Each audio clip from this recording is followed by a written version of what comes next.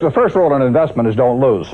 And the second rule in investment is don't forget the first rule, and that's all the rules there are. I mean, if you buy things for far below what they're worth, and you buy a group of them, you basically don't lose money.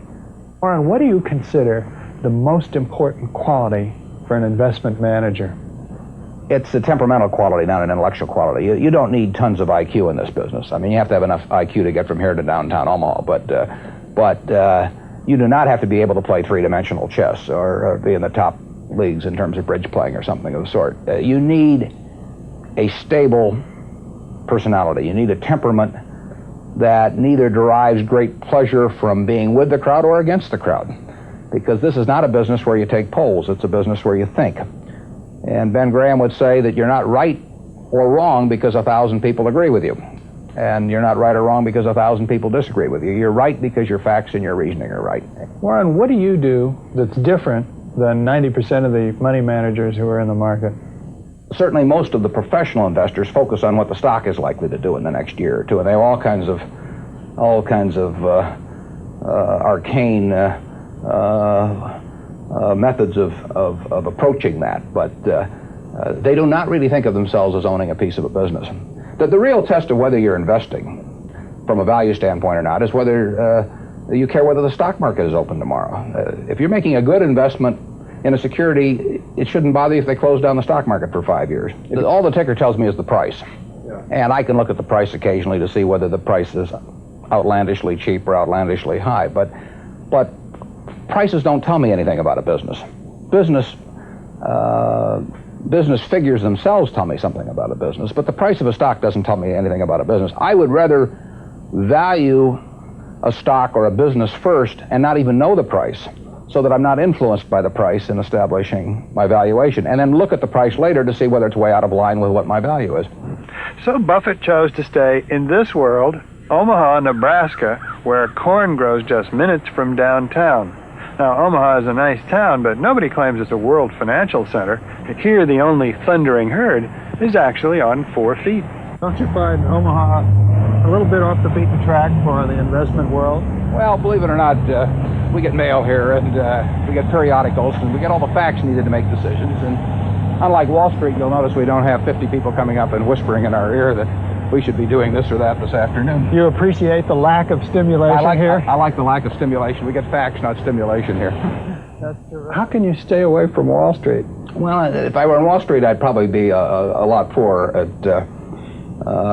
You get overstimulated in Wall Street, and you hear lots of things, and you may shorten your focus, and a short focus is not conducive to long profits. And here I can just focus on what businesses are worth, and I don't need to be in Washington to figure out what the Washington Post newspaper is worth, and I don't need to be in New York to figure out what some other company is worth. It's an intellectual process. And the less static there is in that intellectual process, really the better off you are. What is the intellectual process? The intellectual process is defining your area of competence in valuing businesses, and then within that area of competence, finding whatever sells at the cheapest price in relation to value. And there are all kinds of things I'm not competent to value, but there are a few that I am competent to value. Have you ever bought a technology company? No, I really haven't. In 30 years of investing, not one? I haven't understood any of them. So you haven't ever owned, for example, IBM? Never owned IBM. Marvelous company. I mean, a sensational company, but I haven't owned IBM. And so here is this technological revolution going on, and you're not going to be a participant. Gone right past me. Is that all right with you? It's okay with me. I don't have to make money in every game. I mean, I don't know what cocoa beans are going to do.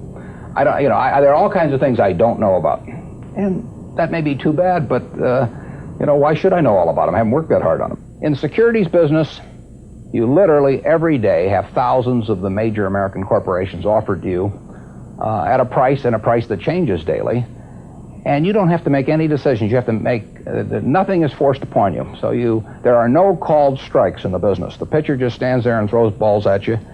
And if you're playing real baseball and it's between the knees and the shoulders, you either swing or you get a strike called on you. If you get too many called on you, you're out. In the securities business, you sit there and they throw U.S. Steel at 25 and they throw General Motors at 68, and you don't have to swing at any of them. They may be wonderful pitches to swing at, but if you don't know enough, you don't have to swing.